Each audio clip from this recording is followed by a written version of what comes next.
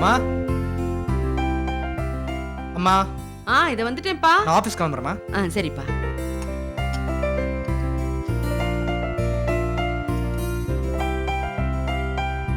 என்னப்பா? ஒன்றும் இல்லைம்மா, நான் கிளம்புறேம்மா. சரி.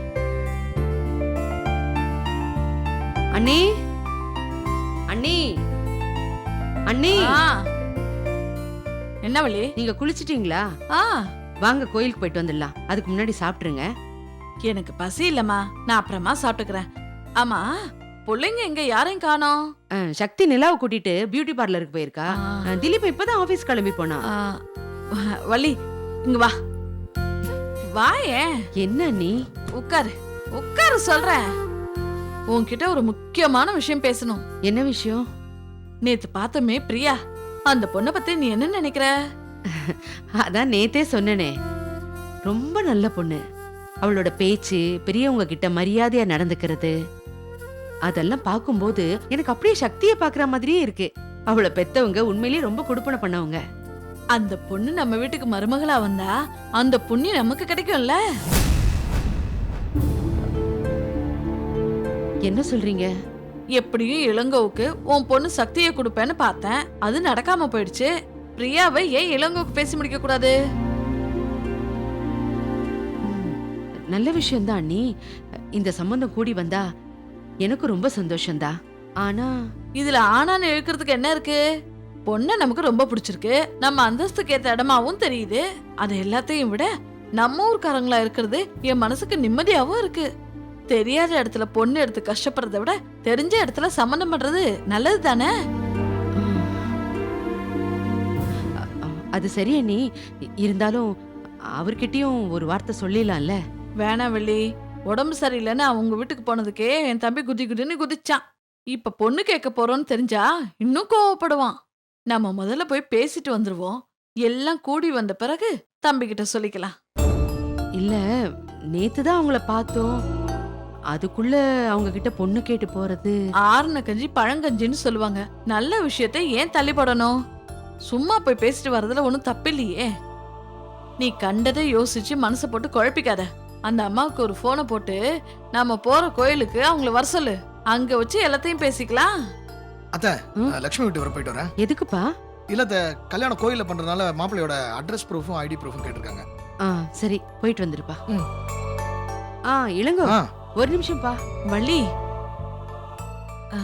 இப்ப எதுக்கு அவனை கூப்பிடுற? இல்ல, அவன்கிட்ட இந்த விஷயம் சொல்லிடலாம்ல. வேண்டாமா, நீ போடா. என்ன? ஒண்ணு இல்ல, நீ போடா.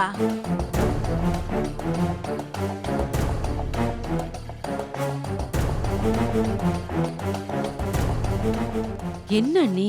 அவன் கட்டிக்க போறவன், அவன்கிட்ட ஒரு வார்த்தை கேட்க வேண்டாமா? அவசியமே இல்ல. இதான் பொண்ணு, கட்டுறா தாலி என்ன கட்ட போறான். அதுவும் இல்லாம அவங்களோட முடிவு என்னன்னு நமக்கு தெரியாது. இப்பவே எல்லார்கிட்டயும் சொல்லி நடக்கலைன்னா முதல்ல அவங்க கிட்ட போய் நம்ம பேசிட்டு வருவோம். நீ பிரியா வீட்டுக்கு போனை போடு. போடுமா.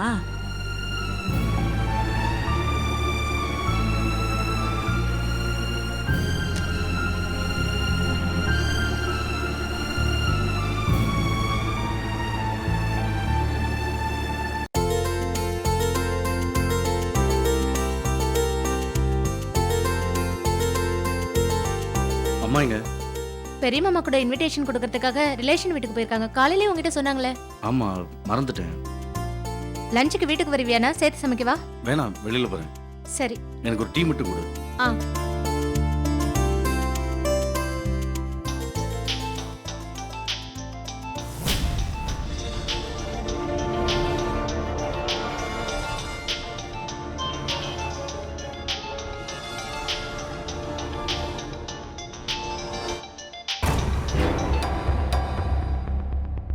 ஹலோ. பிஸியா இருக்கீங்களா லட்சுமி? நான் ஏதாவது டிஸ்டர்ப் பண்ணிட்டேனா? பரவாயில்ல, சொல்லுங்க. என்னமோ தெரியல, காலையில இருந்து மனசு சரியில்லை. உங்ககிட்ட பேசினா நல்லா இருக்கும்னு தோணுச்சு. உங்க மைண்டை நீங்க ஃப்ரீயா வச்சுக்காததான் ப்ராப்ளம். எந்த வேலையும் செய்யாம தனியா இருக்கிறப்ப தான் புத்தி பிடி கண்டதெல்லாம் யோசிக்கணும். நீங்க உங்களை எப்பயுமே பிஸியா வச்சுக்கோங்க. புக்ஸ் படிங்க, டிவி பாருங்க, இல்லை ஏதாவது வேலை செஞ்சுக்கிட்டே இருங்க. அப்பதான் உங்களால ரிலாக்ஸா இருக்க முடியும். இல்லைன்னா இப்படி டிப்ரெஷன் தான் வரும். என்ன செஞ்சாலும் என் மனசை மாத்திக்க முடியல லட்சுமி. நீங்க என் கூட இருக்கிற வரைக்கும், உங்க கூட பேசிட்டு இருக்கிற வரைக்கும் ரொம்ப நிம்மதியா இருக்கு. நான் மறுபடியும் பழைய நிலைமைக்கு வந்துடுறேன். எவ்வளவு நாள் இந்த கஷ்டத்தை தாங்க முடியும்னு தெரியல. திடீர்னு ஏதாவது பண்ணி பண்ணணும்னு தோணுது. இந்த மாதிரி தாட்டே உங்களுக்கு வரக்கூடாதுங்க. நான் சொல்கிற மெத்தட் கொஞ்சம் ட்ரை பண்ணுங்க. அப்படி சரியாகலைன்னா ஒரு நல்ல சைக்காட்ரிஸ்ட்டை போய் நம்ம போய் பார்த்துட்டு வந்துடலாம். ஓகே லட்சுமி, இன்னொரு கால் வருது, நான் அப்புறம் பேசுறேன். சரி. யார்கிட்ட ஃபோன்ல பேசிட்டு இருக்க?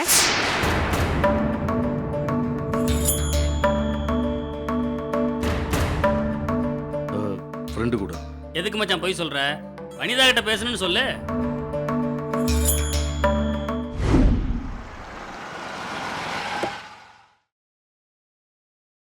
ஏன்டா இப்படி பண்ற?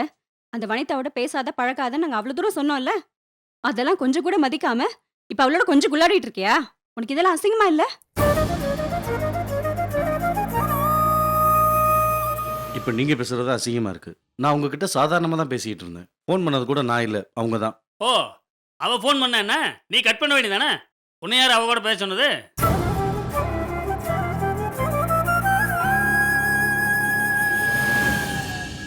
எங்க வார்த்தைக்கு மரியாதை கொடுக்கலன்னா பரவாயில்ல, அத்தையோட வார்த்தைக்கு மரியாதை கொடுக்கலன்னா எப்படி?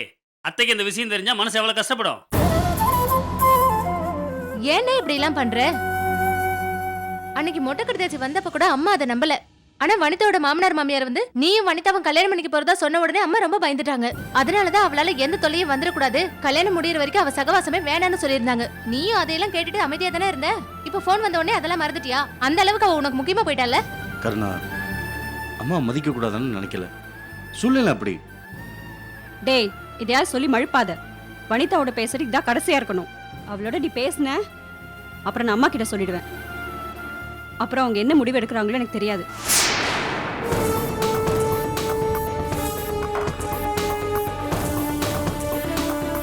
இந்தானே.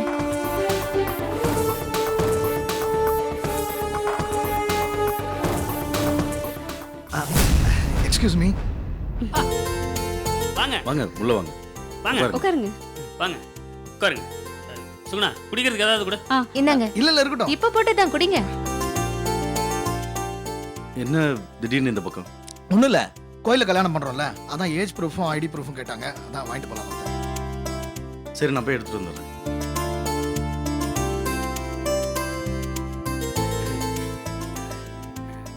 அப்புறம் வீட்டில் எல்லாம் நல்லா இருக்கிறாங்களா? நல்லா இருக்காங்க. சரி, என்ன வீட்ல வேற யாரையும் காணோம்? அவங்க பத்திரிக்கை கொடுக்க போயிருக்காங்க.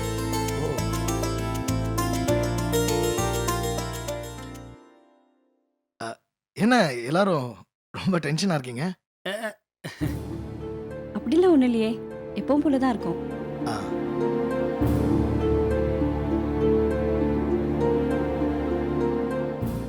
இந்தாங்க. ஓகேங்க, நான் இப்ப கிளம்புறேன். இருந்து சாப்பிட்டு போலாமே. இன்னொரு நாள் சாப்பிட்டா போச்சு. என்ன வரலட்சுமி? வாங்க.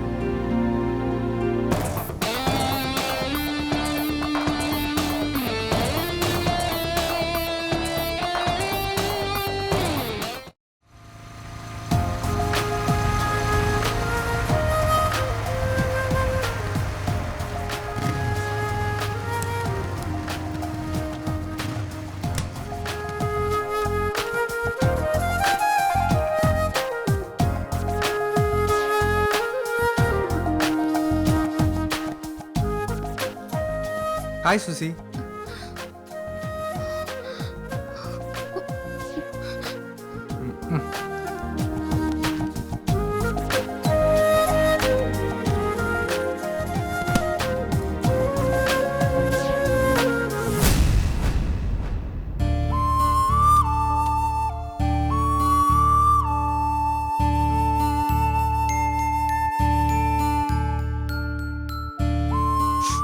நீ என் மேலே கோவத்தில் இருப்பேன்னு தெரியும் சுசி.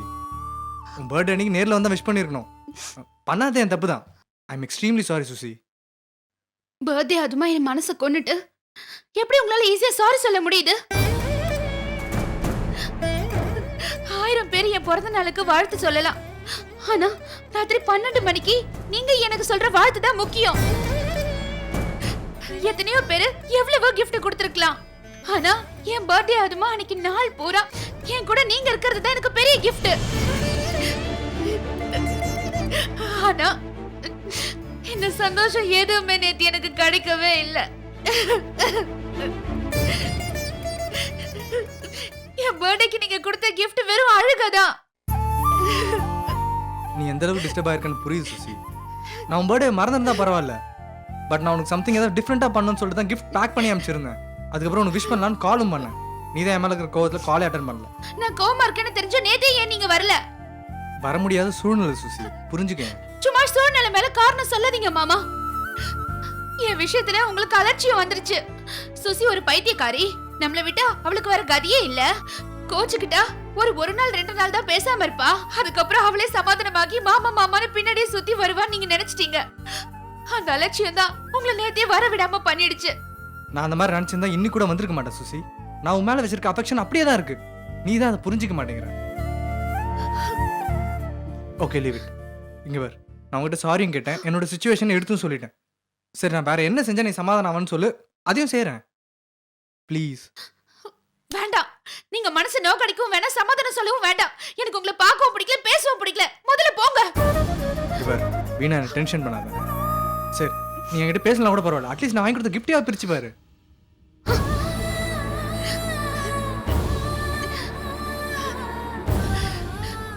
நீங்களே எடுத்துட்டு போங்க உங்க கிஃப்ட. ஏய், என்ன திமிரா? நானே தப்பு பண்ணிட்டேன்னு ரொம்ப பொறுமையா பேசியிருந்தேன், என்னமோ ஓவரா போற நீ. நேற்று நான் ஃபோன் பண்ணும்போது நீ எடுக்கலன்னும் போது எனக்கு தான் கோவம். ஏதோ ஷாலினி சொன்னாலேன்றதுக்காக உன்னை பார்க்க வந்தேன் பாரு, என்ன சொல்லணும்? அப்படின்னா என்ன பார்க்கணும்னு உங்களுக்கா தோணல? எவ்வளோ ஒருத்தி சிபாரிசு பண்ணி தான் என்ன பார்க்க வந்திருக்கீங்கல்ல? ஆமா, யார் அந்த ஷாலினி? அன்னைக்கு பைக்ல உங்க பின்னாடி அட்டை மாதிரி ஓட்டிட்டு வந்தாலே அந்த கழுது தானே? ஏய், ஷாலினி பத்தி ஏதாவது தப்பா பேசுன? அவளுக்காக என்னை அடிக்கிற அளவுக்கு வந்துட்டீங்களா? அவ அந்த அளவுக்கு உங்களுக்கு முக்கியமா போயிட்டாளா? நீ ஏன் ஷாலினி பத்தி தப்பா பேசுன?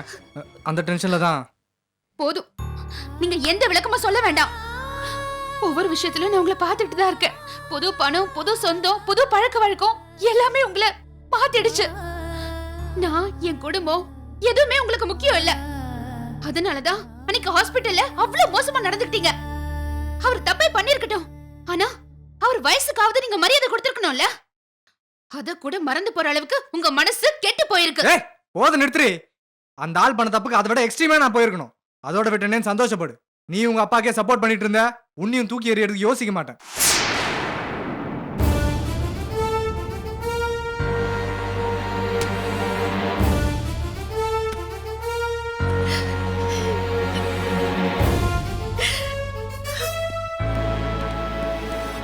திலீபா, எப்ப வந்த?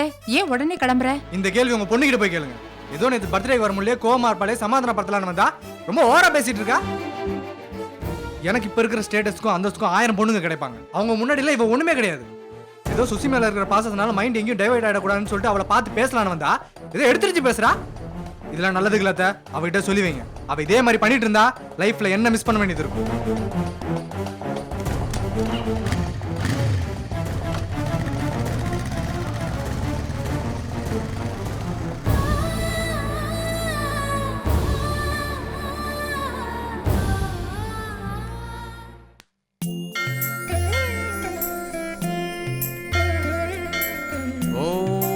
कात्यायनाय विद्महे कन्याकुमारी च धीमहि धन्नो दुर्गे प्रचोदयात् सर्वमङ्गलमाङ्गल्ये शिवे सर्वार्थसाधके शरण्ये त्र्यम्बिके गौरी नारायणी नमोऽस्तुते.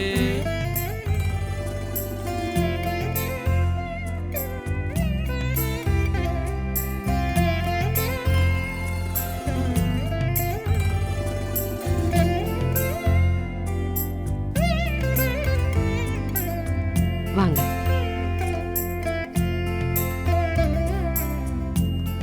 உட்காருங்க.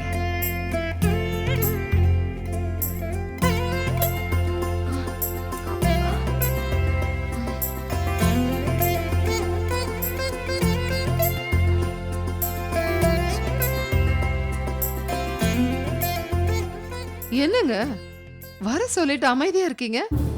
என்ன விஷயமா கூப்பிட்டீங்க? சொல்லுங்க. எப்படி ஆரம்பிக்கிறதுன்னு தான் தெரியல, கொஞ்சம் தயக்கமா இருக்கு. என்ன தயக்கம்? நாம தான் ஒரே ஊர்க்காரங்களாச்சே, சொல்லுங்க. ஒரே ஒரே ஊர்க்காரங்கன்னு தெரிஞ்சதும் சந்தோஷமா இருந்தது. அப்படியே சொந்தக்காரங்களும் ஆயிட்டா இன்னும் சந்தோஷமா இருக்கும்ல. எனக்கு புரியலங்க. பிரியாவையும் உங்களையும் பார்த்த உடனே எங்களுக்கு பிடிச்சிருச்சுங்க. புதுசா பழகினவங்க மேல என் பொண்ணு சக்தி பாசத்தையும் அவ்வளவு அக்கறையும் காட்டுவா.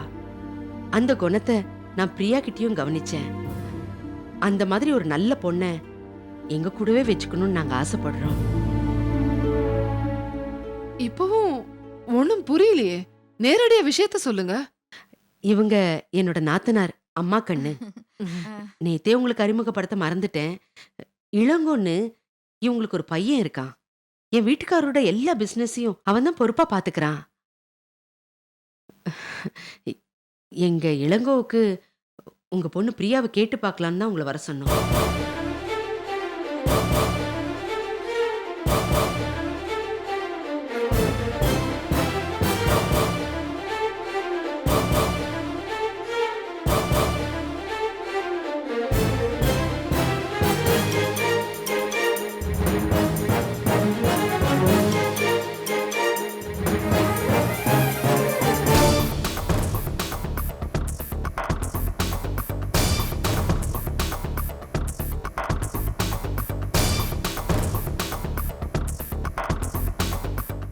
எல்லாத்துலயுமே நீ ஒரு எக்ஸ்ட்ரீம்ல இருப்ப, அவ ஒரு எக்ஸ்ட்ரீம்ல இருப்பா. நல்ல அண்டர்ஸ்டாண்டிங் இருந்தா இந்த டிஸ்டன்ஸ்ல ஒரு விஷயமே இல்ல. ஆனா பர்த்டேக்கு வரல